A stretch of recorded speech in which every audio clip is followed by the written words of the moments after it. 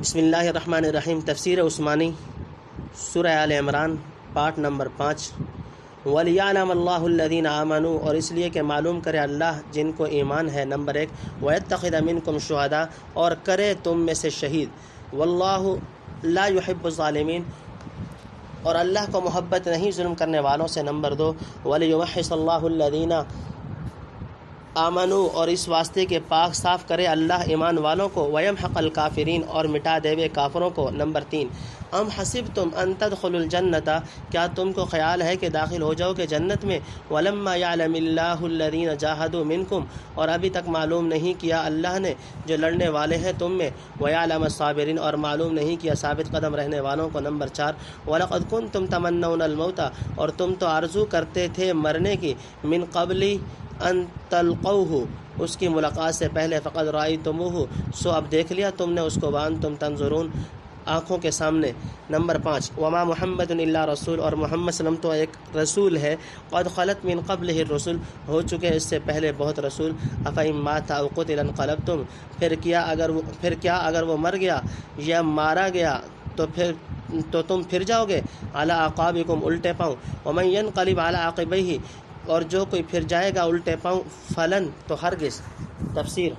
Number 1، یعنی سچے ایمان والوں کو منافقین سے الگ کر دے، دونوں کا رنگ صاف صاف اور جدا جدا نظر آنے لگے۔ نمبر 2، ظالمین سے مراد اگر مشرکین ہیں جو عہد میں فریق مقابل تھے تو یہ مطلب ہوگا کہ ان کی عارضی کامیابی کا سبب یہ نہیں کہ خدا ان سے محبت کرتا ہے بلکہ دوسرے اسباب ہیں، اور منافقین مراد ہوں جو عین موقع پر مسلمانوں سے الگ ہو گئے تھے تو یہ بتلا دیا کہ خدا کے نزدیک مبغوض تھے، اس لیے ایمان و شہادت کے مقام سے انہیں دور تک پھینک دیا گیا۔ نمبر 3، یعنی فتح اور شکست بدلتی چیز ہے، اور مسلمانوں کو شہادت کا مقام بلند عطا فرمانا تھا۔ مومن و منافق کا پرکھنا، مسلمانوں کو سدھانا یا ذنوب سے پاک کرنا، اور کافروں کو آہستہ آہستہ مٹا دینا منظور تھا کہ جب وہ اپنے عارضی غلبہ اور وقتی کامیابی پر مسرور و مغرور ہو کر کفر و طغیان میں بیش از بیش غلو کریں گے، خدا کے قہر و غضب کے اور زیادہ مستحق ہوں گے۔ اس واسطے یہ عارضی ہزیمت مسلمانوں کو ہی، نہیں تو اللہ کافروں سے راضی نہیں۔ نمبر 4، صبر اور مجاہدہ کے بغیر جنت نہیں ملتی، یعنی جنت کے جن اعلیٰ مقامات اور بلند درجات پر خدا تم کو پہنچانا چاہتا ہے، کیا تم سمجھتے ہو کہ بس یوں ہی آرام سے وہاں جا پہنچیں گے؟ اور خدا تمہارا امتحان لے کر یہ نہ دیکھے گا کہ تم میں سے کتنے خدا کی راہ میں لڑنے والے اور کتنے لڑائی کے وقت ثابت قدم رہنے والے ہیں۔ ایسا خیال نہ کرنا، مقامات عالیہ پر وہی لوگ فائز کیے جاتے ہیں کہ جو خدا کے راستے میں ہر طرح کی سختیاں جھیلنے اور قربانیاں پیش کرنے کے لیے تیار ہوں۔ یہ رتبہ بلند ملا جس کو مل گیا، ہر مدعی کے واسطے دار و رسن کہاں۔ نمبر 5، جو صحابہ بدر کی شرکت سے محروم رہ گئے تھے، شہدائے بدر کے فضائل سن کر تمنا کیا کرتے تھے خدا پھر کوئی موقع لائے جو ہم بھی خدا کے راہ میں مارے جائیں اور شہادت کے مراتب حاصل کریں۔ انہی حضرات نے عہد میں یہ مشورہ دیا تھا کہ مدینہ سے باہر نکل کر لڑنا چاہیے۔ ان کو فرمایا کہ جس چیز کو پہلے تمنا رکھتے تھے وہ تمہاری آنکھوں کے سامنے آ چکی، اب آگے بڑھنے کے بجائے پیچھے ہٹنا کیسا؟ حدیث میں ہے کہ لقائے عدو کی تمنا مت کرو، اور جب ایسا موقع پیش آ جائے تو ثابت قدم رہو۔ یضر اللہ شیئا، نہ بگاڑے گا اللہ کچھ۔ وسیجزی اللہ الشاکرین، اور اللہ ثواب دے گا شکر کرنے والوں کو۔ نمبر 1، وما کان لنفس ان تموت، اور کوئی نہیں مر سکتا الا باذن اللہ، بغیر حکم اللہ کے۔ کتاباً لکھا ہوا ہے، مؤجلہ، ایک وقت مقرر۔ نمبر 2، ومن یرید ثواب الدنیا، اور جو کوئی چاہے گا بدلہ دنیا کا، نؤتہ منہا، دیں گے ہم اس کو دنیا ہی سے۔ نمبر 3، ومن یرید ثواب الآخرۃ، اور جو کوئی چاہے گا بدلہ آخرت کا، نؤتہ منہا، اس میں سے دیں گے ہم اس کو۔ نمبر 4، وسنجزی الشاکرین، اور ہم ثواب دیں گے احسان ماننے والوں کو۔ نمبر 5، وکأی من نبی قاتل معہ، اور بہت نبی ہیں جن کے ساتھ ہو کر لڑے ہیں۔ ربیون کثیر، بہت خدا کے طالب۔ فما وہنوا لما اصابہم، پھر نہ ہارے ہیں کچھ تکلیف پہنچنے سے۔ فی سبیل اللہ، اللہ کے راستے میں۔ وما ضعفوا وما استکانوا، اور نہ سست ہوئے ہیں اور نہ دب گئے ہیں۔ واللہ لا يحب الصابرین، اور اللہ تعالیٰ واللہ یحب الصابرین، اللہ تعالیٰ محبت کرتا ہے صبر کرنے، ثابت قدم رہنے والوں سے۔ وما کان قولہم، اور کچھ نہیں بولے، الا ان قالوا، مگر یہی کہا، ربنا اغفر لنا، اے ہمارے رب بخش ہمارے گناہ، ربنا اغفر لنا ذنوبنا، اے رب ہمارے بخش ہمارے گناہ، واسرافنا فی، اور جو ہم سے زیادتی ہوئی۔ تفسیر۔ نمبر 1، حضرت صلی اللہ علیہ وسلم کی خبر شہادت پر مسلمانوں سے خطاب۔ واقعہ یہ ہے کہ احد میں نبی کریم صلی اللہ علیہ وسلم نے بنفس نفیس نقشہ جنگ قائم کیا۔ تمام صفوف درست قائم کرنے کے بعد پہاڑ کا ایک درہ باقی رہ گیا تھا، جہاں سے اندیشہ تھا کہ دشمن لشکر اسلام کے عقب پر حملہ آور ہو جائے۔ اس پر آپ صلی اللہ علیہ وسلم نے 50 تیر اندازوں کو، جن کے سردار حضرت عبداللہ ابن جبیر رضی اللہ تعالیٰ عنہ تھے، مامور فرما کر تاکید کر دی کہ ہم خواہ کسی حالت میں ہوں تم یہاں سے مت ٹلنا، مسلمان غالب ہوں یا مغلوب، حتیٰ کہ اگر تم دیکھو کہ پرندے ان کا گوشت نوچ کر کھا رہے ہیں تب بھی اپنی جگہ مت چھوڑنا۔ وَإِنَّا لَن نَزَالُ غَالِبِينَ مَا ثَبَتْتُم مَكَانَكُمْ بغوی، ہم برابر اس وقت تک غالب رہیں گے جب تک تم اپنی جگہ پر قائم رہو گے۔ الغرض فوج کو پوری ہدایت دینے کے بعد جنگ شروع ہو گئی۔ میدان کارزار گرم تھا، غازیان اسلام بڑھ چڑھ کر جوہر شجاعت دکھا رہے تھے۔ ابو دجانہ، علی المرتضیٰ اور دوسرے مجاہدین کی بصالت و بے جگری کے سامنے مشرکین قریش کی کمریں ٹوٹ چکی تھیں۔ ان کو راہ فرار کے سوا اب کوئی راستہ نظر نہ آتا تھا کہ حق تعالیٰ نے اپنا وعدہ پورا کر دکھایا۔ کفار کو شکست فاش ہوئی، وہ بدحواس ہو کر بھاگے۔ ان کی عورتیں جو غیرت دلانے کو آئی تھیں، پینچے چڑھا کر ادھر ادھر بھاگتی نظر آئیں۔ مجاہدین نے مال غنیمت پر قبضہ کرنا شروع کر دیا۔ یہ منظر جب تیر اندازوں نے دیکھا تو سمجھے کہ اب فتح کامل ہو چکی، دشمن بھاگ رہا ہے، یہاں بیکار ٹھہرنا کیا ضروری ہے، چل کر دشمن کا تعاقب کریں اور غنیمت میں حصہ لیں۔ عبداللہ ابن جبیر رضی اللہ تعالیٰ عنہ نے رسول اللہ صلی اللہ علیہ وسلم کا ارشاد ان کو یاد دلایا۔ وہ سمجھے کہ آپ صلی اللہ علیہ وسلم کے ارشاد کا اصلی منشا ہم پورا کر چکے ہیں، یہاں ٹھہرنے کی حاجت نہیں۔ یہ خیال کر کے سب غنیمت پر جا پڑے، صرف عبداللہ ابن جبیر اور ان کے 11 ساتھی درہ کی حفاظت پر باقی رہ گئے۔ مشرکین کے سواروں کا رسالہ خالد بن ولید کے زیر کمان تھا، جو اس وقت تک حضرت اور رضی اللہ نہیں بنے تھے۔ انہوں نے پلٹ کر درہ کی طرف سے حملہ کر دیا۔ 10-12 تیر انداز 250 سواروں کی یلغار کو کہاں روک سکتے تھے؟ تاہم عبداللہ ابن جبیر اور ان کے رفقا نے مدافعات میں کوئی دقیقہ اٹھا نہ رکھا تھا اور اسی میں جان دے دی۔ مسلمان مجاہدین اپنے عقب سے مطمئن تھے کہ ناگہاں مشرکین کا رسالہ ان کے سروں پر جا پہنچا اور سامنے سے مشرکین کی فوج جو بھاگی جا رہی تھی پیچھے پلٹ پڑی۔ مسلمان دونوں طرف سے گھر گئے اور بہت زور کا رن پڑا۔ کتنے ہی مسلمان شہید اور زخمی ہوئے۔ اسی افراتفری میں ابن قیمہ نے ایک بھاری پتھر نبی کریم صلی اللہ علیہ وسلم پر پھینکا، جس سے دندان مبارک شہید ہوئے اور چہرہ انور زخمی ہوا۔ ابن قیمہ نے چاہا کہ آپ صلی اللہ علیہ وسلم کو قتل کرے، مگر مصعب ابن عمیر نے، جن کے ہاتھ میں اسلام کا جھنڈا تھا، مدافعت کی کہ نبی کریم صلی اللہ علیہ وسلم زخم کی شدت سے زمین پر گر پڑے۔ کسی شیطان نے آواز لگا دی کہ آپ صلی اللہ علیہ وسلم قتل کر دیے گئے۔ یہ سنتے ہی مسلمانوں کے ہوش خطا ہو گئے اور پاؤں اکھڑ گئے۔ بعض مسلمان ہاتھ پاؤں چھوڑ کر بیٹھ رہے۔ بعض ضعفاء کو خیال ہوا کہ مشرکین کے سردار ابو سفیان سے امن حاصل کر لیں۔ بعض منافقین کہنے لگے کہ جب محمد قتل کر دیے گئے تو اسلام چھوڑ کر اپنے مذہب قدیم میں واپس چلا جانا چاہیے۔ اس وقت انس بن مالک کے چچا انس بن نضر نے کہا کہ اگر محمد مقتول ہو گئے تو رب محمد تو مقتول نہیں ہوا۔ حضور صلی اللہ علیہ وسلم کے بعد تمہارا زندہ رہنا کس کام کا ہے؟ جس چیز پر آپ قتل ہوئے تم بھی اسی پر کٹ مرو، اور جس چیز پر آپ نے جان دی ہے تو اسی پر تم بھی جان دے دو۔ یہ کہہ کر آگے بڑھے، حملہ کیا، لڑے اور مارے گئے رضی اللہ عنہ۔ اسی اثناء میں حضور صلی اللہ علیہ وسلم نے آواز دی، الیہ عباد اللہ انا رسول اللہ، اللہ کے بندو ادھر آؤ، میں خدا کا پیغمبر ہوں۔ کعب ابن مالک رضی اللہ تعالیٰ عنہ آپ صلی اللہ علیہ وسلم کو پہچان کر چلائے، یا معاشر المسلمین، مسلمانوں بشارت حاصل کرو، رسول اللہ یہاں موجود ہیں۔ آواز کا سننا تھا کہ مسلمان ادھر ہی سمٹنا شروع ہو گئے۔ 30 صحابہ نے آپ صلی اللہ علیہ وسلم کے قریب ہو کر مدافعت کی اور مشرکین کی فوج کو منتشر کر دیا۔ اس موقع پر سعد بن ابی وقاص، طلحہ، ابو طلحہ، قتادہ ابن نعمان رضی اللہ تعالیٰ عنہ وغیرہ نے بڑی جان بازیاں دکھلائیں۔ آخر مشرکین میدان چھوڑ کر چلے جانے پر مجبور ہوئے اور یہ آیات نازل ہوئیں، وما محمد الا رسول الی آخرہ، یعنی محمد صلی اللہ علیہ وسلم بھی آخر خدا تو نہیں، ایک رسول ہے۔ ان سے پہلے کتنے رسول گزر چکے جن کے بعد ان کے متبعین نے دین کو سنبھالا اور جان و مال فدا کر کے قائم رکھا۔ آپ صلی اللہ علیہ وسلم کا اس دنیا سے گزرنا بھی کچھ اچنبا نہیں۔ اس وقت نہ صحیح، اگر کسی وقت آپ صلی اللہ علیہ وسلم کی وفات ہو گئی یا شہید کر دیے گئے تو کیا تم دین کی خدمت و حفاظت کے لیے راستے سے الٹے پاؤں پھر جاؤ گے اور جہاد فی سبیل اللہ ترک کر دو گے، جیسے اس وقت محض خبر قتل سن کر بہت سے لوگ حوصلہ چھوڑ کر بیٹھنے لگے تھے، یا منافقین کے مشورے کے موافق الیاذ باللہ سرے سے دین کو خیر آباد کہہ دو گے؟ تم سے ایسی امید ہرگز نہیں، اور کسی نے ایسا کیا تو اپنا ہی نقصان کرے گا۔ خدا کا کیا بگاڑ سکتا ہے؟ وہ تمہاری مدد کا محتاج نہیں، بلکہ تم شکر کرو اس نے اپنے دین کی خدمت میں لگا لیا۔ منت منح کے خدمت سلطان ہمیں کنم، منت شناس ازو کے بخدمت گزاشت تت، اور شکر یہی ہے کہ ہم بیش از بیش خدمت دین میں مضبوط و ثابت قدم ہو۔ اس میں اشارہ نکلتا ہے کہ حضرت کی وفات پر بعض لوگ دین سے پھر جائیں گے، اور جو قائم رہیں گے ان کو بڑا ثواب ہے۔ اسی طرح ہوا کہ بہت سے لوگ حضرت کے بعد مرتد ہوئے، صدیق اکبر رضی اللہ تعالیٰ نے ان کو پھر مسلمان کیا اور بعد مارے گئے۔ ایک علمی تحقیق تنبیہ، قد خلط من قبلہ الرسل میں خلف سے مشتق ہے، جس کے معنی ہو چکنے، گزرنے اور چھوڑ کر چلے جانے کے ہیں۔ اس کے لیے موت لازم نہیں، جیسے فرمایا وَإِذَا لَقُوكُمْ قَالُوا آمَنَّا وَإِذَا خَلَوْا عَضُّوا عَلَيْكُمُ الْأَنَامِلَ، یعنی جب تمہیں چھوڑ کر علیحدہ ہوتے ہیں۔ نیز الرسل میں لام استغراق نہیں، لام جنس ہے، کیونکہ اس بات مدعا میں استغراق کا کوئی دخل نہیں۔ بعین ہی اسی قسم کا جملہ حضرت مسیح کی نسبت فرمایا، مل مسیح ابن مریم الا رسول قد خلت من قبلہ الرسل، کیا لام استغراق لے کر اس کے یہ معنی ہوں گے کہ تمام پیغمبر مسیح سے پہلے گزر چکے، کوئی ان کے بعد آنے والا نہ رہا؟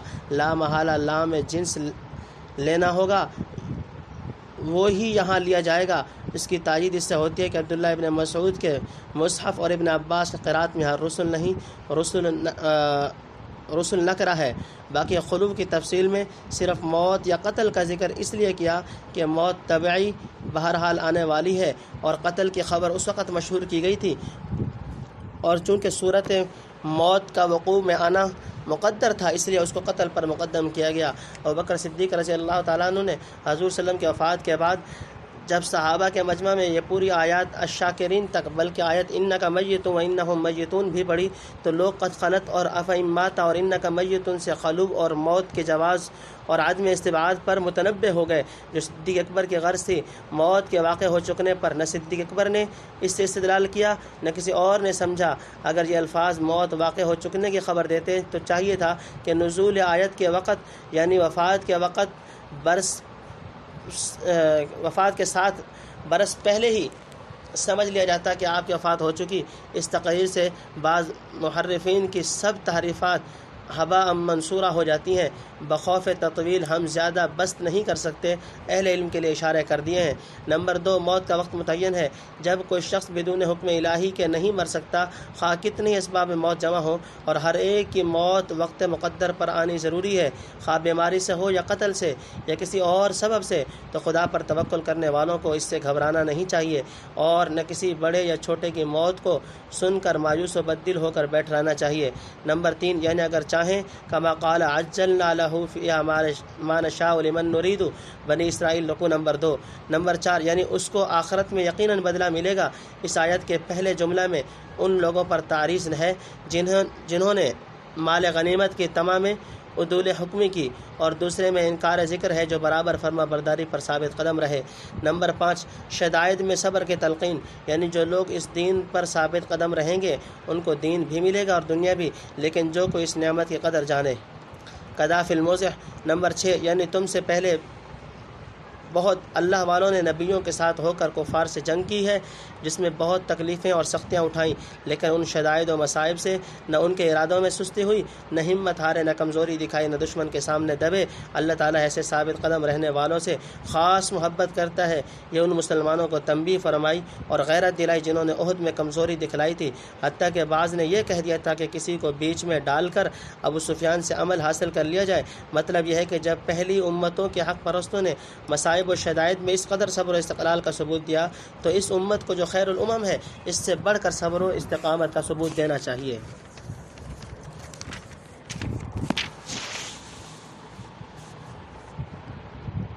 امرنا وثبت اقدامنا، ہمارے کام میں اور ثابت رکھ قدم ہمارے، وانصرنا علی القوم الکافرین، اور مدد دے ہم کو قوم کفار پر۔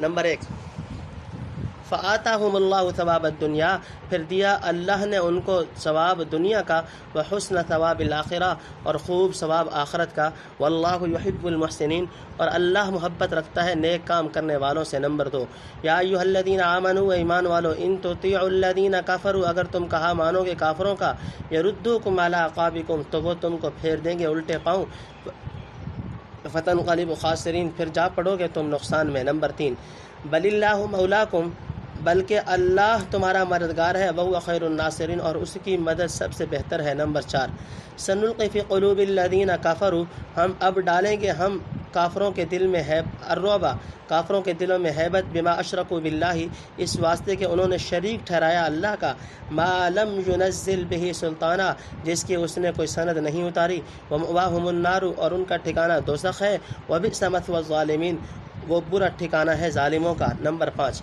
وَلَقَدْ صَدَقَكُمُ اللَّهُ، اور اللہ تو سچا کر چکا تم سے۔ تفسیر۔ نمبر 1، صابرین کی دعا، یعنی مصائب و شدائد کے ہجوم میں نہ گھبراہٹ کی، نہ کوئی بات کہی، نہ مقابلہ سے ہٹ جانے اور دشمن کی اطاعت قبول کرنے کا ایک لفظ زبان سے نکالا بولے تو یہی بولے کہ خداوندہ تو ہم سب کی تقصیرات اور زیادتیوں کو معاف فرما دے، ہمارے دلوں کو مضبوط و مستقل رکھ، تا ہمارا قدم جادہ حق سے نہ لڑکھڑائے، اور ہم کو کافروں کے مقابلے میں مدد پہنچا۔ وہ سمجھے کہ بسا اوقات مصیبت کے آنے میں لوگوں کے گناہوں اور کوتاہیوں کو دخل ہوتا ہے، اور ہم میں کون دعویٰ کر سکتا ہے اس سے کبھی کوئی تقصیر نہیں ہوگی۔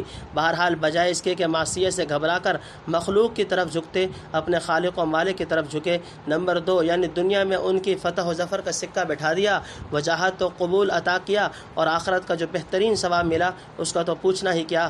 دیکھو جو لوگ خدا تعالیٰ سے اپنا معاملہ ٹھیک رکھیں اور نیک کام کریں، ان سے خدا ایسی محبت کرتا ہے اور ایسا پھل دیتا ہے۔ نمبر 3، کفار کے مشورہ پر عمل نہ کرو، یعنی جنگ احد میں مسلمانوں کے دل ٹوٹے تو کافر اور منافقوں نے موقع پایا، بعض الزام اور طعنے دینے لگے، بعض خیرخواہی کے پردہ میں سمجھانے لگے، تا آئندہ لڑائی پر دلیری نہ کریں۔ حق تعالیٰ خبردار کرتا ہے کہ دشمن کا فریب مت کھاؤ، اگر خدا نہ کردہ ان کے چکموں میں آؤ گے تو جس ظلمت سے خدا نے نکالا ہے پھر الٹے پاؤں اسی میں جا گرو گے، اور رفتہ رفتہ دین حق کا دامن ہاتھ سے چھوٹ جائے گا، جس کا نتیجہ دنیا و آخرت کے خسارے کے سوا کچھ نہیں۔ پہلے اللہ والوں کی راہ پر چلنے کی ترغیب دی تھی، یہاں بد باطن شریروں کا کہا ماننے سے منع کیا، تا مسلمان ہوشیار رہیں اور اپنا نفع نقصان سمجھ سکیں۔ نمبر 4، لہٰذا اسی کا کہنا ماننا چاہیے اور اسی کی مدد پر بھروسہ رکھنا چاہیے، جس کی مدد پر خدا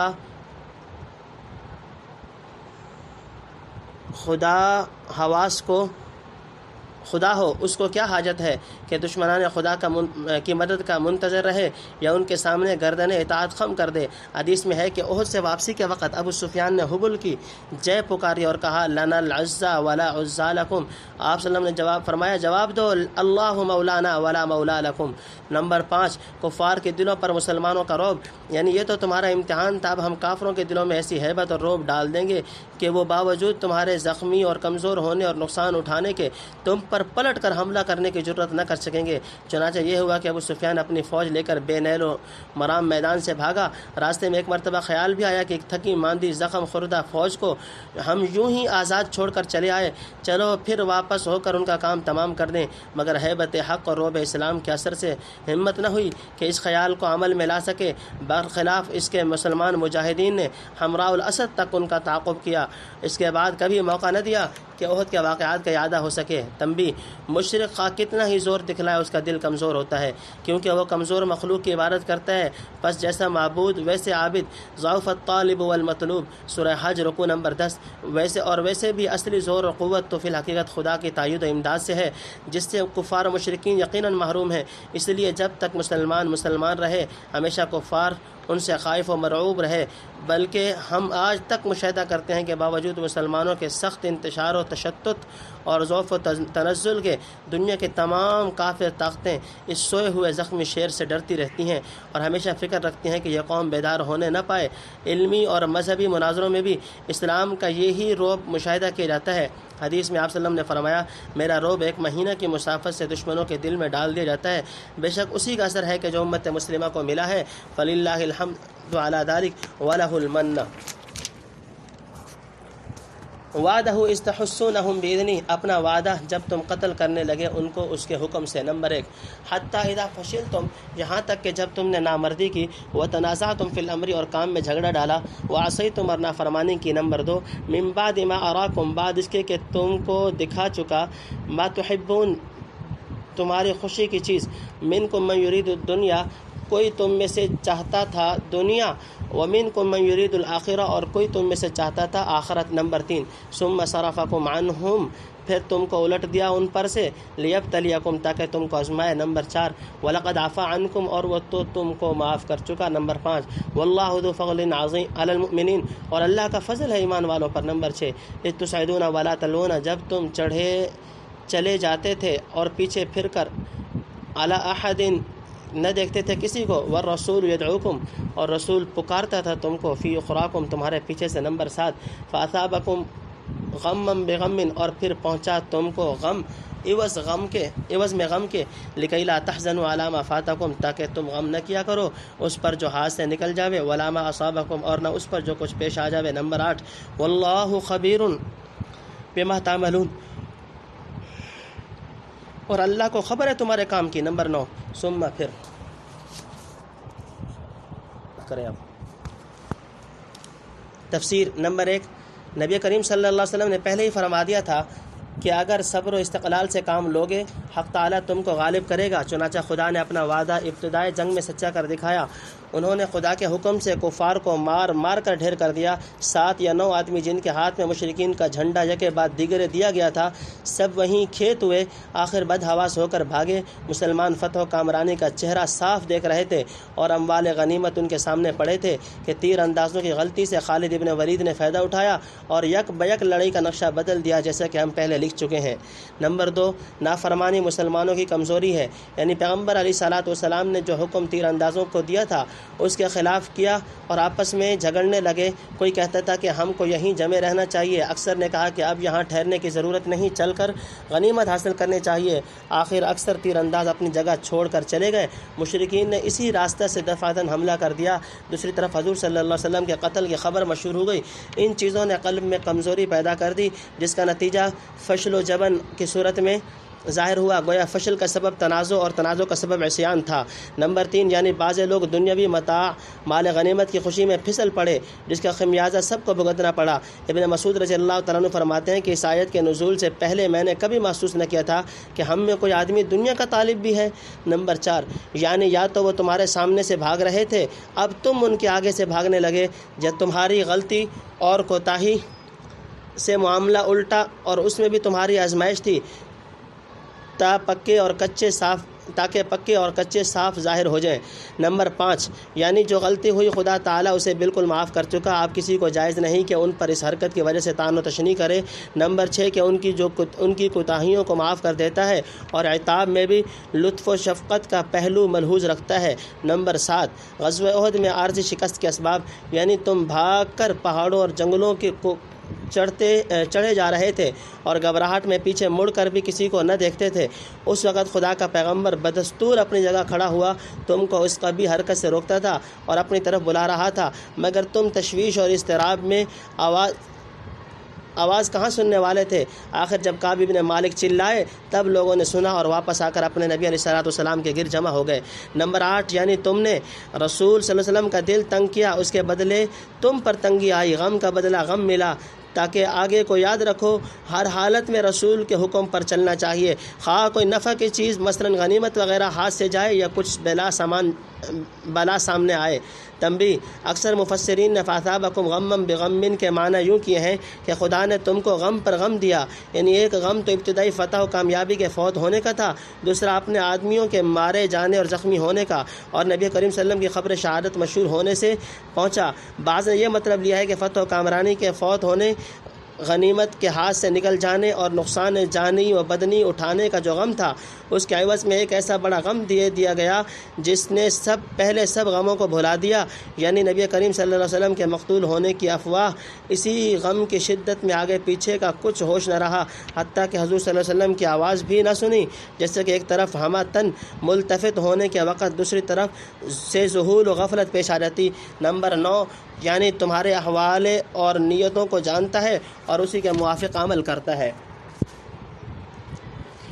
انزل علیکم من بعد الغم، تم پر اتارا تنگی کے بعد، امنتن امن کو، نعاسن جو اونگ تھی، یغشا طائفتم منکم ڈھانک لیا اس اونگ نے بعضوں کو تم میں سے، نمبر 1، وطائفتن قد اہمتم اور بعضوں کو فکر پڑ رہا تھا، انفسہم اپنی جان کا، نمبر 2، یظنون باللہ غیر الحق خیال کرتے تھے اللہ پر جھوٹے خیال، ظن الجاہلیہ جاہلوں جیسے، نمبر 3، یقولون حل لنا من الامر من شیء کہتے تھے کچھ بھی کام ہے ہمارے ہاتھ میں، نمبر 4، قل ان الامر کلہ للہ تو کہہ کہ سب کام ہے اللہ کے ہاتھ، نمبر 5، یخفون فی انفسہم وہ اپنے جی میں چھپاتے ہیں، ما لا یبدون لک جو تجھ سے ظاہر نہیں کرتے، یقولون لو کان لنا من الامر کہتے ہیں کہ اگر کچھ کام ہوتا ہمارے ہاتھ، من الامر شیء ہمارے ہاتھ کچھ، ما قتلنا ہاہنا تو ہم مارے نہ جاتے اس جگہ، نمبر 6، قل لو کنتم فی بیوتکم تو کہ اگر تم ہوتے اپنے گھروں میں، لبرز الذین کتب علیہم القتل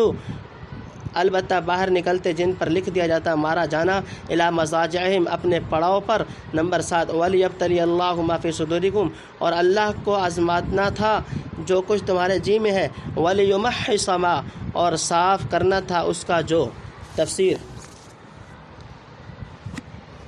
نمبر 1، احد میں صحابہ پر اونگ کا طاری ہونا، یعنی اس جنگ میں جن کو شہید ہونا تھا ہو چکے اور جن کو ہٹنا تھا ہٹ گئے، اور جو میدان میں باقی رہے ان میں سے مخلص مسلمانوں پر حق تعالیٰ نے ایک دم غنودگی طاری کر دی، لوگ کھڑے کھڑے اونگنے لگے، حضرت طلحہ رضی اللہ تعالیٰ عنہ کے ہاتھ سے کئی مرتبہ تلوار چھوٹ کر زمین پر گری، یہ ایک حسی اثر اس باطنی سکون و اطمینان کا تھا جو ایسے ہنگامہ رست خیز میں مومنین کے قلوب پر محض خدا کے فضل و رحمت سے وارد ہوا۔ اس کے بعد دشمن کا خوف و ہراس سب کافور ہو گیا۔ یہ کیفیت عین اس وقت پیش آئی جب لشکر مجاہدین میں نظم و ضبط قائم نہ رہا تھا، 20 لاشیں خاک و خون میں تڑپ رہی تھیں، سپاہی زخموں سے چور ہو رہے تھے، حضور صلی اللہ علیہ وسلم کے قتل کی افواہ نے رہے سہے ہوش حواس کھو دیے تھے، گویا یہ سونا بیدار ہونے کا پیام تھا۔ غنودگی طاری کر کے ان کی ساری تھکن دور کر دی گئی اور متنبع فرما دیا کہ خوف و ہراس اور تشویش و اضطراب کا وقت جا چکا، اب مامون و مطمئن ہو کر اپنا فرض انجام دو۔ فوراً صحابہ نے حضور صلی اللہ علیہ وسلم گرد جمع ہو کر لڑائی کا محاذ قائم کر دیا۔ تھوڑی دیر بعد مطلع صاف تھا، دشمن سامنے سے بھاگتا نظر آیا۔ تنبیہ، ابن مسعود رضی اللہ تعالیٰ عنہ فرماتے ہیں کہ عین لڑائی کے موقع پر نعاس یعنی اونگ کا طاری ہونا اللہ کی طرف سے فتح و ظفر کی علامت ہے۔ حضرت علی رضی اللہ تعالیٰ عنہ کی فوج کو صفین میں ایسے ہی واقعہ پیش آیا۔ نمبر 2، منافقین پر اونگ کی بجائے جانوں کا خوف، یہ بزدل اور ڈرپوک منافقین ہیں جن کو نہ اسلام کی فکر تھی نہ نبی کریم صلی اللہ علیہ وسلم کی، محض اپنی جان بچانے کی فکر میں ڈوبے ہوئے تھے کہ کہیں ابو سفیان کی فوج نے دوبارہ حملہ کر دیا تو ہمارا کیا حشر ہوگا۔ اس خوف و فکر میں اونگ یا نیند کہاں۔ نمبر 3، منافقین کے طعنے، یعنی وہ اللہ کے وعدے کہاں گئے۔ معلوم ہوتا ہے کہ اسلام کا قصہ ختم ہوا، اب پیغمبر اور مسلمان اپنے گھر واپس جانے والے نہیں، سب یہیں کام آئیں گے، جیسے دوسری جگہ فرمایا بل ظننتم ان لن ينقلب الرسول والمؤمنون الى اہلہم ابدا، سورہ فتح رکوع نمبر 2۔ نمبر 4، یعنی کچھ بھی ہمارے کام بنا رہے گا یا بالکل بگڑ چکا، یا یہ کہ ہم محمد صلی اللہ علیہ وسلم کا ساتھ دینے والوں کے ہاتھ میں کچھ بھی فتح و ظفر آئی، یا یہ معنی کہ اللہ نے جو چاہا سو کیا، ہمارا یا کسی اور کا کیا اختیار۔ یہ تو الفاظ کے ظاہری معنی تھے، لیکن جو دل میں نیت تھی وہ آگے آتی ہے۔ نمبر 5، یعنی منافقین کا یہ قول حل لنا من الامر من شیء کلمۃ حق ارید بہ الباطل، بے شک یہ صحیح ہے تمہارے ہاتھ میں کچھ نہیں، سب کام اللہ کے ہاتھ میں، جس کو چاہے بنائے یا بگاڑے، غالب کرے یا مغلوب، آفت بھیجے یا راحت، کامیاب کرے یا ناکام۔ ایک ہی واقعہ کو ایک قوم کے حق میں رحمت، دوسری قوم کے لیے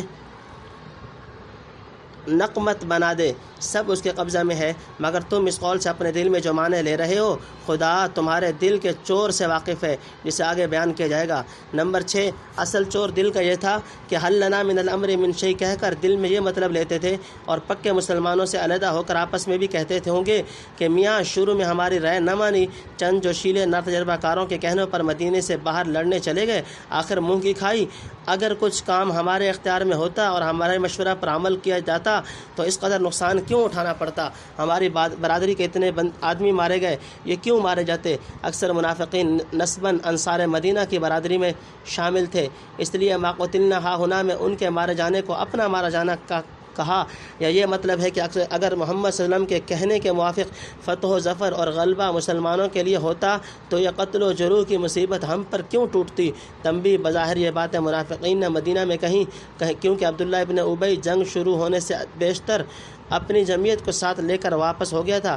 اس صورت میں ہا ہونا کا ارشاد قرب کی وجہ سے احد کی طرف ہو گیا، لیکن بعض روایات سے ایک منافق معتب بن قشیر کا میدان جنگ میں یہ کلمات کہنا ثابت ہوتا ہے، تو شاید بعض منافقین عبداللہ ابن ابی کے ہمراہ کسی مسئلہ سے واپس نہ ہوئے ہوں گے، واللہ عالم۔ نمبر 7، طعنوں کا جواب، یعنی اس طعن و تشنیع، حسرت و افسوس سے حاصل کچھ نہیں۔ اللہ تعالیٰ نے ہر ایک کی جو اجل، موت کی جگہ، سبب اور وقت لکھ دیا ہے، کبھی ٹل نہیں سکتا۔ اگر تم گھر میں گھسے بیٹھے رہتے ہو اور فرض کرو تمہاری ہی رہ سنی جاتی، تب بھی جن کی قسمت میں احد کے قریب جس پڑاؤ پر مارا جانا لکھا جا چکا تھا، اور وہ کسی نہ کسی سبب سے ضرور ادھر نکلتے اور وہیں مارے جاتے۔ یہ خدا کا انعام ہے کہ جہاں مارا جانا مقدر تھا مارے گئے، مگر اللہ کے راستے میں خوشی کے ساتھ بہادروں کی موت شہید ہوئے، پھر اس پر پچھتانے اور افسوس کرنے کا کیا موقع ہے؟ مردان خدا کو اپنے اوپر قیاس مت کرو۔ فی قلوبکم، تمہارے دل میں، واللہ علیم بذات الصدور، اللہ تعالیٰ جانتے ہیں دلوں کے بھید۔ نمبر 1، ان الذین تولوا منکم، جو لوگ تم میں سے ہٹ گئے، یوم التقى الجمعان، جس دن لڑی دو فوجیں، انما استزلهم الشیطان، سو ان کو بہکایا شیطان نے، ببعض ما کسبوا، ان کے گناہ کی شامت، وَلَقَدْ عَفَا اللَّهُ عَنْهُمْ، اور ان کو بخش چکا اللہ، ان اللہ غفور حلیم، اللہ بخشنے والا ہے، تحمل کرنے والا۔ نمبر 2، یا ایھا الذین آمنوا، اے ایمان والو، لا تکونوا کالذین کفروا، تم نہ ہو ان کی طرح جو کافر ہوئے۔ نمبر 3، وقالوا لاخوانہم، اور کہتے ہیں اپنے بھائیوں کو۔ نمبر 4، اذا ضربوا فی الارض، جب وہ سفر کو نکلے ملک میں، او کانوا غزاً، یا ہوں جہاد میں، لو کانوا عندنا، اگر رہتے ہمارے پاس، ما ماتوا، نہ تو مرتے، وما قتلوا، اور نہ مارے جاتے، لیجعل اللہ ذلک حسرۃ، تاکہ اللہ ڈالے اس گمان سے افسوس، فی قلوبہم، ان کے دلوں میں۔ نمبر 5، واللہ یحیی و یمیت، اور اللہ ہی جلاتا ہے، اللہ ہی مارتا ہے۔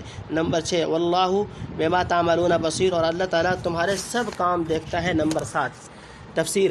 نمبر 1، یعنی اللہ تعالیٰ تو دلوں کے پوشیدہ بھید جانتا ہے، اس سے کسی کی کوئی حالت پوشیدہ نہیں۔ مقصود یہ تھا کہ تم سب کو ایک آزمائش میں ڈالا جائے، تاکہ جو کچھ تمہارے دلوں میں ہے وہ باہر نکل پڑے، امتحان کی بھٹی میں کھرا کھوٹا الگ ہو جائے، مخلصین کامیابی کا صلہ پائیں، اور ان کے قلوب آئندہ کے لیے وساوس اور کمزوریوں سے پاک صاف ہوں، اور منافقین کا اندرونی نفاق کھل جائے، اور لوگ صاف طور پر ان کے خوب سے باطن کو سمجھنے لگیں۔ نمبر 2، مخلصین سے بھی بعض اوقات کوئی چھوٹا یا بڑا گناہ سرزد ہو جاتا ہے، اور جس طرح ایک طاعت سے دوسری طاعت کی توفیق بڑھتی ہے، ایک گناہ کے نحوست سے شیطان کو موقع ملتا ہے کہ دوسری غلطیوں اور لغزشوں کی طرف آمادہ کرے۔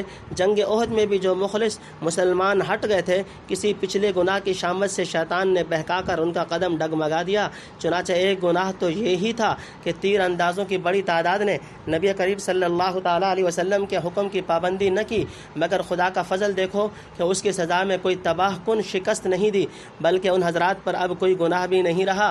حق تعالیٰ کلیتاً ان کی تقصیر معاف فرما چکا ہے، کسی کو طعن و ملامت کا حق نہیں۔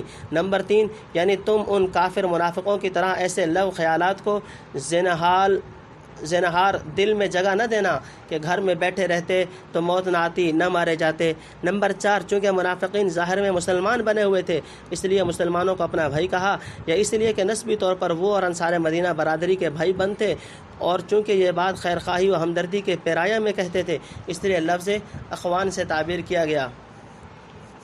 نمبر 5، منافقین کی حسرت، یعنی خواہ مخواہ باہر نکل کر مرے، ہمارے پاس اپنے گھر پڑے رہتے تو کیوں مرتے یا کیوں مارے جاتے، یہ کہنا اس غرض سے تاکہ سننے والے مسلمانوں کے دلوں میں حسرت و افسوس پیدا ہو کہ واقعی بے سوچے سمجھے نکل کھڑے ہونے اور لڑائی کی آگ میں کود پڑنے کا یہ نتیجہ ہوا۔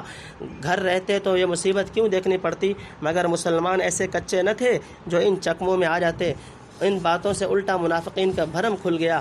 بعض مفسرین لیجعل اللہ ذلک حسرۃ فی قلوبہم میں لام عاقبت لے کر یوں معنی کیے ہیں کہ منافقین کی زبان و دل پر یہ باتیں اس لیے جاری کی گئیں کہ خدا ان کو ہمیشہ اسی حسرت و افسوس کی آگ میں جلتا چھوڑے، اور دوسری حسرت ان کو یہ رہی کہ مسلمان ہماری طرح نہ ہوئے اور ہماری باتوں پر کسی نے کان نہ دھرا۔ گویا اس طرح لیجعل کا تعلق لا تکون الی آخری سے بھی ہو سکتا ہے۔ نمبر 6، صحابہ کرام کو اصولی نصیحت، یعنی مارنا جلانا اللہ کا کام ہے۔ بہتری آدمی عمر بھر سفر کرتے اور لڑائیوں میں جاتے ہیں مگر موت گھر میں بستر پر آتی ہے، اور کتنے آدمی گھر کے کونے میں پڑے رہنے کے خوگر ہیں، لیکن آخر میں خدا کوئی سبب کھڑا کر دیتا ہے کہ وہ باہر نکلیں اور وہیں مریں یا مارے جائیں۔ بندہ کی روک تھام سے یہ چیز ٹلنے اور بدلنے والی نہیں۔ حضرت خالد ابن ولید رضی اللہ تعالیٰ عنہ نے وفات کے وقت فرمایا، میرے بدن پر ایک بلش جگہ تلوار یا نیزے کے زخم سے خالی نہیں، مگر آج میں ایک اونٹ کی طرح گھر میں مر رہا ہوں۔ فلا نامت اعین الجبنائی، خدا کرے یہ دیکھ کر نہ مردوں کی آنکھیں کھلیں۔ نمبر 7، کہ منافقین و کفار کس راستے پر جا رہے ہیں اور مسلمان کہاں تک ان کے تشبہ اور پیروی سے علیحدہ رہتے ہیں، ہر ایک کو اس کی حالت کا مناسب بدلہ دے گا۔ وَلَئِن قُتِلْتُمْ فِي سَبِيلِ اللَّهِ، اور اگر تم مارے گئے اللہ کی راہ میں، او متتم یا مر گئے۔ نمبر 1، لَمَغْفِرَةٌ، تو بخشش ہے، من اللہ اللہ کی، وَرَحْمَةٌ، اور مہربانی، خیر مما یجمعون، اس کی بہتر ہے اس چیز سے جو وہ جمع کرتے ہیں۔ وَلَئِن مُتُّمْ، اور اگر تم مر گئے، او قتلتم یا مارے گئے، لَإِلَى اللَّهِ تُحْشَرُونَ، تو البتہ اللہ ہی کے آگے اکٹھے ہو گئے تم سب۔ نمبر 2، فَبِمَا رَحْمَةٍ مِّنَ اللَّهِ لِنْتَ لَهُمْ، سو کچھ اللہ ہی کی رحمت ہے جو تو نرم دل مل گیا ان کو۔ وَلَوْ كُنْتَ فَظًّا غَلِيظَ الْقَلْبِ، اگر تو ہوتا تندخو سخت دل، لَانفَضُّوا مِنْ حَوْلِكَ، تو متفرق ہو جاتے تیرے پاس سے۔ فَاعْفُ عَنْهُمْ، سو تو ان کو معاف کر، وَاسْتَغْفِرْ، ان کے واسطے بخشش مانگ، وَشَاوِرْهُمْ فِي الْأَمْرِ، اور ان سے مشورہ لے کام میں۔ فَإِذَا عَزَمْتَ فَتَوَكَّلْ عَلَى اللَّهِ، پھر جب قصد کر چکا تو اس کام کا، تو پھر بھروسہ کر اللہ پر۔ ان اللہ یحب المتوکلین، اللہ کی محبت ہے توکل والوں سے۔ نمبر 3، ان ینصرکم اللہ فلا غالب لکم، اللہ تمہاری مدد کرے گا تو کوئی تم پر غالب نہ ہو سکے۔ وَإِن يَخْذُلْكُمْ، اور اگر مدد نہ کرے تمہاری، فَمَنْ ذَا الَّذِي يَنصُرُكُم مِّن بَعْدِهِ، تو ایسا کون ہے جو تمہاری مدد کر سکے گا تمہاری اس کے بعد۔ وَعَلَى اللَّهِ فَلْيَتَوَكَّلْ، اور اللہ ہی پر بھروسہ چاہیے۔ تفسیر، نمبر 1، یعنی اسی کی راہ میں۔ نمبر 2، یعنی فرض کرو تم سفر یا جہاد میں نہ نکلے اور فی الحال موت سے بچ گئے، مگر ضروری ہے کبھی نہ کبھی مرو گے یا مارے جاؤ گے، پھر بہرحال خدا کے سامنے سب کو جمع ہونا ہے۔ اس وقت پتہ چل جائے گا کہ جو خوش قسمت اللہ کی راہ میں نیک کام کرتے ہوئے مرے یا مارے گئے تھے، ان کو خدا تعالیٰ کی بخشش و مہربانی سے کیسا وافر حصہ ملا، جس کے سامنے تمہاری دنیا کی کمائی اور جمع کی ہوئی دولت و ثروت سب ہیچ ہے۔ الحاصل اگر منافقین ہی کا قول تسلیم کر لیا جائے کہ گھر سے نہ نکلتے تو نہ مارے جاتے، تب بھی سراسر خسارہ تھا، کیونکہ اس صورت میں اس موت سے محروم رہ جاتے جس پر ایسی لاکھوں زندگیاں قربان کی جا سکتی ہیں، بلکہ جو حقیقت میں موت نہیں، حیات ابدی ہے۔ فنا فی اللہ کی تہ میں بقا کا راز مضمر ہے، جو جینا ہے تو مرنے کے لیے تیار ہو جاؤ۔ نمبر 3، تجھ جیسا نرم خو نبی صلی اللہ علیہ وسلم انہیں اللہ کی رحمت سے ملا ہے۔ مسلمانوں کو ان کی کوتاہیوں پر متنبہ فرمانے اور معافی کا اعلان سنانے کے بعد نصیحت کی تھی کہ آئندہ اس مار آستین جماعت کی باتوں سے فریب مت کھانا۔ اس آیت میں ان کے عفو و تقصیر کی تکمیل کی گئی، چونکہ جنگ احد میں سخت خوفناک غلطی اور زبردست کوتاہی مسلمانوں سے ہوئی تھی۔ شاید آپ صلی اللہ علیہ وسلم کا دل خفا ہوا ہوگا اور چاہا ہوگا کہ آئندہ ان سے مشورہ لے کر کام نہ کیا جائے، اس لیے حق تعالیٰ نے نہایت عجیب و غریب پیرایا میں ان کی سفارش کی۔ اول اپنی طرف سے معافی کا اعلان کیا، کیونکہ خدا کو معلوم تھا کہ آپ صلی اللہ علیہ وسلم کا غصہ اور رنج خالص اپنے پروردگار کے لیے ہوتا ہے۔ پھر فرمایا فَبِمَا رَحْمَةٍ مِّنَ اللَّهِ لِنْتَ لَهُمْ، ان اللہ کی کتنی بڑی رحمت آپ صلی اللہ علیہ وسلم پر اور ان پر ہے کہ آپ صلی اللہ علیہ وسلم کو اس قدر خوش اخلاق اور نرم خو بنا دیا۔ کوئی اور ہوتا تو خدا جانے ایسے سخت معاملے میں کیا رویہ اختیار کرتا۔ یہ کچھ اللہ ہی کی مہربانی ہی ہے کہ تجھ جیسا شفیق نرم دل پیغمبر ان کو مل گیا۔ فرض کیجئے اگر خدا نہ کردا آپ صلی اللہ علیہ وسلم کا دل سخت ہوتا اور مزاج میں شدت ہوتی تو یہ قوم آپ کے گرد کہاں جمع رہ سکتی تھی۔ ان سے کوئی غلطی ہوتی اور آپ سخت پکڑتے تو شرم و دہشت کے مارے پاس بھی نہ آ سکتے۔ اس طرح یہ لوگ بڑی خیر و سعادت سے محروم رہ جاتے اور جمعیت اسلامی کا شیرازہ بکھر جاتا، لیکن حق تعالیٰ نے آپ کو نرم دل اور نرم خو بنایا۔ آپ اصلاح کے ساتھ ان کی کوتاہیوں سے اغماز کرتے رہتے ہیں، سو یہ کوتاہی بھی جہاں تک آپ کے حقوق کا تعلق ہے معاف کر دیجیے، اور گو خدا اپنا حق معاف کر چکا ہے۔ تاہم ان کی مزید دلجوئی اور تطیب خاطر کے لیے ہم سے بھی ان کے لیے معافی طلب کریں تاکہ یہ شکستہ دل آپ کی خوشنودی اور انبساط محسوس کر کے بالکل مطمئن و منشرح ہو جائیں۔ صحابہ کرام سے مشاورت کا حکم، اور صرف معاف کر دینا ہی نہیں، آئندہ بدستور ان سے معاملات میں مشورہ لیا کریں۔ مشاورت کے بعد جب ایک بات طے ہو جائے اور پختہ ارادہ کر لیا جائے تو پھر خدا پر توکل کر کے اس کو بلا پس و پیش کر گزرے۔ خدا تعالی متوکلین کو پسند کرتا ہے اور ان کے کام بنا دیتا ہے۔ تنبیہ: حضرت علی کرم اللہ وجہ سے روایت ہے کہ حضرت صلی اللہ علیہ وسلم سے سوال کیا گیا، عزم کیا ہے؟ فرمایا، مشاورت اہل الرائے ثم اتباعہم۔ ابن کثیر۔ اور مجمع الزوائد میں حضرت علی رضی اللہ تعالیٰ عنہ کی حدیث ہے، یا رسول اللہ علیہ وسلم جو بات ہم کتاب و سنت میں نہ پائیں اس میں کیا طریقہ استعمال کریں؟ فرمایا، فقہاء، عابدین، سمجھدار خدا پرستوں سے مشورہ کرو، ولا تمضوا فیہ رأی خاصۃ، اور کسی اکے دکے کی رائے مت جاری کرو۔ المؤمنون، مسلمانوں کو نمبر 1، وما کان لنبی، اور نبی کا کام نہیں، ان یغل، کہ کچھ چھپا رکھے، ومن یغلل، اور جو کوئی چھپاوے گا، یأتی بما غل یوم القیامہ، وہ لائے گا اپنی چھپائی چیز دن قیامت کے، ثم توفی کل نفس، پھر پورا پاوے گا ہر نفس، ما کسبت، جو اس نے کمایا، وہم لا یظلمون، اور ان پر ظلم نہ ہوگا۔ نمبر 2، افمن اتبع رضوان اللہ، کیا ایک شخص جو تابع ہے اللہ کی مرضی کا، کمن باء بسخط من اللہ، برابر ہو سکتا ہے اس کے جس نے کمایا غصہ اللہ کا، ومأواہ جہنم، اس کا ٹھکانہ دوزخ ہے، وبئس المصیر، اور کیا ہی بری جگہ پہنچا۔ نمبر 3، ہم درجات عند اللہ، لوگوں کے مختلف درجے ہیں اللہ کے ہاں، واللہ بصیر بما یعملون، اور اللہ دیکھتا ہے جو کچھ کرتے ہیں۔ نمبر 4، لقد من اللہ علی المؤمنین، اللہ نے احسان کیا ایمان والوں پر، اذ بعث فیہم رسولا، جو بھیجا ان میں رسول، من انفسہم، انہی میں کا۔ نمبر 5، یتلو علیہم آیاتہ، پڑھتا ہے ان پر آیتیں اس کی، ویزکیہم، اور پاک کرتا ہے ان کو یعنی شرک وغیرہ سے، ویعلمہم الکتاب، اور سکھلاتا ہے ان کو کتاب۔ تفسیر: نمبر 1، اللہ پر بھروسہ نیت سے بڑی طاقت ہے۔ پہلے آپ کو فرمایا تھا بھروسہ کر اللہ پر، یہاں بتلایا کہ بھروسے کے لائق ایسی ذات ہو سکتی ہے جو سب سے زبردست اور غالب ہو۔ سب مسلمانوں کو اس کی امداد پر توکل کرنا چاہیے۔ گویا مسلمانوں کی تقصیر خود معاف کرنے اور اپنے پیغمبر سے معاف کرا دینے کے بعد ان کو نصیحت کی جاتی ہے کہ کسی کے کہنے سننے میں نہ آئیں، خالص خدا پر بھروسہ رکھیں، اس کی مدد ہوگی تو کوئی طاقت تم پر غالب نہیں آ سکتی۔ جیسے بدر میں دیکھ چکے، اور کسی مصلحت سے وہ مدد نہ کرے تو پھر کوئی مدد نہیں کر سکتا، جیسا کہ احد میں تجربہ ہو گیا۔ نمبر 2، نبی خیانت نہیں کر سکتا۔ اس سے غرض یا تو مسلمانوں کی پوری طرح خاطر جمع کرنا ہے تاکہ یہ وسوسہ نہ لائیں کہ شاید حضرت نے ہم کو بظاہر معاف کر دیا اور دل میں خفا ہیں، پھر کبھی خفگی نکالیں گے۔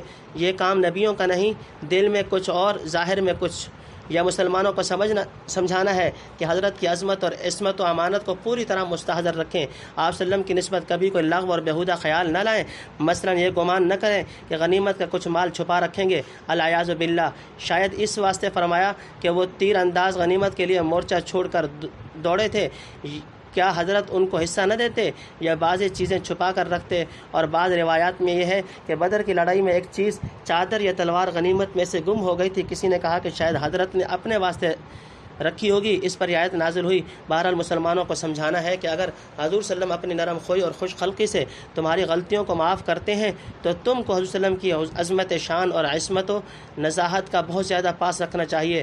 کسی قسم کا کمزور اور رقیق خیال مومنین کے پاس نہ آنے پائے۔ دوسری طرف چونکہ آپ کی شفقت و نرم دلی یاد دلا کر جنگ احد کے متعلق مسلمانوں کی کوتاہی کو معاف کرایا جا رہا تھا، اسی ذیل میں ایک دوسری کوتاہی بھی یاد دلا دی جو بدر سے متعلق تھی کہ آپ اپنی نرم خوئی سے اس پر بھی کچھ دھیان نہ کریں۔ تنبیہ: غلول کے اصل معنی قیمت میں خیانت کرنے کے ہیں، لیکن کبھی مطلق خیانت کے معنی میں آتا ہے، لیکن بعض اوقات میں محض ایک چیز کے چھپا لینے پر اس کا اطلاق ہوتا ہے، جیسے ابن مسعود نے فرمایا، یا غلو مصاحفکم۔ نمبر 3، یعنی پیغمبر جو ہر حال میں خدا کی مرضی کا تابع بلکہ دوسروں کو بھی اس کی مرضی کا تابع بنانا چاہتا ہے، کیا ان لوگوں کے ایسے کام کر سکتا ہے جو خدا کے غضب کے نیچے اور دوزخ کے مستحق ہیں؟ ممکن نہیں۔ نمبر 4 یعنی نبی اور سب خلقت برابر نہیں، طمع وغیرہ کے پست اور ذلیل کام نبیوں سے نہیں ہو سکتے۔ حق تعالیٰ سب کو جانتا ہے کہ کون کس درجہ کا ہے اور سب کے کام دیکھتا ہے، کیا وہ ایسی پست طبیعت والوں کو منصب نبوت پر سرفراز فرمائے گا؟ العیاذ باللہ۔ نمبر 5 رسول اللہ صلی اللہ علیہ وسلم کی بعثت اللہ کا احسان ہے، یعنی انہی کی جنس اور قوم میں کا ایک آدمی رسول بنا کر بھیجا جس کے پاس بیٹھنا، بات چیت کرنا، زبان سمجھنا اور ہر قسم کے انوار و برکات کا استفادہ کرنا آسان ہے۔ اس کے احوال، اخلاق، سامان زندگی، امانت و دیانت، خدا ترسی اور پاک بازی سے وہ خوب طرح واقف ہے۔ اپنی ہی قوم اور کنبے کے آدمی سے جب معجزات ظاہر ہوتے دیکھتے ہیں تو یقین لانے میں زیادہ سہولت ہوتی ہے۔ فرض کرو کوئی جن یا فرشتہ رسول بنا کر بھیجا جاتا تو معجزات دیکھ کر یہ خیال کر لینا ممکن تھا کہ چونکہ جن سے بشر سے جداگانہ مخلوق ہے، شاید یہ خوارق اس کی خاص صورت نوعیہ اور طبیعت ملکیہ و جنیہ کا نتیجہ ہوں۔ ہمارا اس سے عاجز رہ جانا دلیل نبوت نہیں بن سکتا۔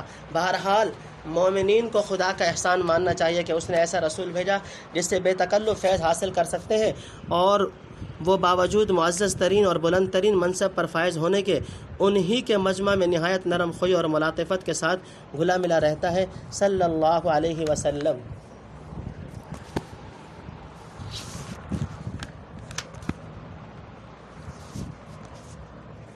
والحکمت اور کام کے بعد وَإِن كَانُوا مِن قَبْلُ لَفِي ضَلَالٍ مُبِينٍ اور وہ تو پہلے سے ہی سری گمراہی میں تھے۔ نمبر 1 اولما اصابتکم مصیبت کیا جس وقت پہنچی تم کو ایک تکلیف، قد اصبتم مثلیہا کہ تم پہنچا چکے ہو اس سے دو چند، قلتم ان ھذا تو تم کہتے ہو یہ کہاں سے آئی۔ نمبر 2 قل هو من عند انفسکم تو کہہ دے یہ تکلیف تم کو پہنچی تمہاری طرف سے۔ نمبر 3 ان اللہ علی کل شیء قدیر اللہ تعالیٰ ہر چیز پر قادر ہے۔ وما اصابکم اور جو کچھ تم کو پیش آیا یوم التقى الجمعان کہ ملی دو فوجیں، فبإذن اللہ سو اللہ کے حکم سے، ولیعلم المؤمنین اور اس واسطے کہ معلوم کرے ایمان والوں کو، ولیعلم الذین نافقوا اور تاکہ معلوم کرے ان کو جو منافق تھے۔ نمبر 4 وقیل لهم تعالوا اور کہا گیا ان کو کہ آؤ، قاتلوا فی سبیل اللہ لڑو اللہ کی راہ میں، او ادفعوا یا دفع کرو دشمن کو۔ نمبر 5 قالوا لو نعلم بولے اگر ہم کو معلوم ہو۔ نمبر 1 بعثت رسول کے بنیادی مقاصد۔ اس مضمون کو آیت سورہ بقرہ میں 2 جگہ گزر چکی ہے۔ خلاصہ یہ کہ حضور صلی اللہ علیہ وسلم کی 4 شانیں بیان کی گئیں۔ نمبر 1 تلاوت آیات، اللہ کی آیات پڑھ کر سنانا جن کے ظاہری معنی وہ لوگ اہل زبان ہونے کی وجہ سے سمجھ لیتے تھے اور اس پر عمل کرتے تھے۔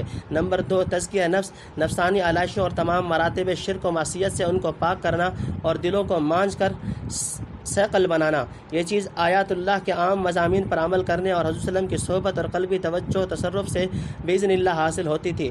نمبر 3 تعلیم کتاب اللہ کی مراد بتلانا، اس کی ضرورت خاص مواقع میں پیش آتی تھی۔ مثلا ایک لفظ کے کچھ معنی عام تبادر اور محاورہ کے لحاظ سے سمجھ کر صحابہ کو کوئی اشکال پیش آیا، اس وقت آپ کتاب اللہ کی اصلی مراد جو قرائن مقام سے متعین ہوتی تھی بیان فرما کر شبہات کا ازالہ فرما دیتے تھے، جیسے الذین آمنوا ولم یلبسوا ایمانہم بظلم الی آخرہ اور دوسرے مقامات میں ہوا۔ نمبر 4 تعلیم حکمت کی گہری باتیں سکھلانا اور قرآن کریم کے غامض اسرار و لطائف اور شریعت کی دقیق و عمیق علل پر مطلع کرنا، خواہ تصریحاً یا اشارتاً۔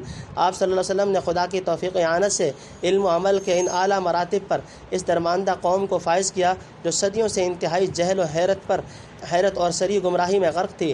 آپ کی چند روزہ تعلیم و صحبت سے وہ ساری دنیا کے لیے ہادی و معلم بن گئے، لہٰذا انہیں چاہیے کہ اس نعمت عظمیٰ کی قدر پہچانیں اور کبھی بھولے سے ایسی حرکت نہ کریں جس سے آپ کا دل متعلم ہو۔ نمبر 2 احد کی تکلیف پر مسلمانوں کے شکوے کا جواب۔ پہلے سے احد کا قصہ چلا آتا تھا، درمیان میں جو کوتاہی ہوئی تھی اس کے عفو کا ذکر ہوا اور اسی کی مناسبت سے نبی کریم صلی اللہ علیہ وسلم کے اخلاق و حقوق یاد دلائے گئے۔ اب پھر احد کے قصے کی طرف عود کیا جاتا ہے، یعنی جنگ احد میں جو تکلیف اور نقصان اٹھانا پڑا، کیا اس پر تم تعجب سے کہتے ہو کہ یہ مصیبت کہاں سے آ گئی؟ ہم تو مسلمان مجاہد تھے جو خدا کے راستے میں اس کے دشمنوں سے لڑنے کے لیے نکلے تھے۔ خدا تعالیٰ پیغمبر کی زبان نصرت و امداد کا وعدہ فرما چکا تھا، پھر یہ مصیبت ہم پر کیوں کر اور کدھر سے نازل ہوئی؟ ایسا کہتے وقت سوچنا چاہیے کہ جس قدر تکلیف تم کو پہنچی، اس سے جو تن تکلیف ان کو تم سے پہنچ چکی ہے۔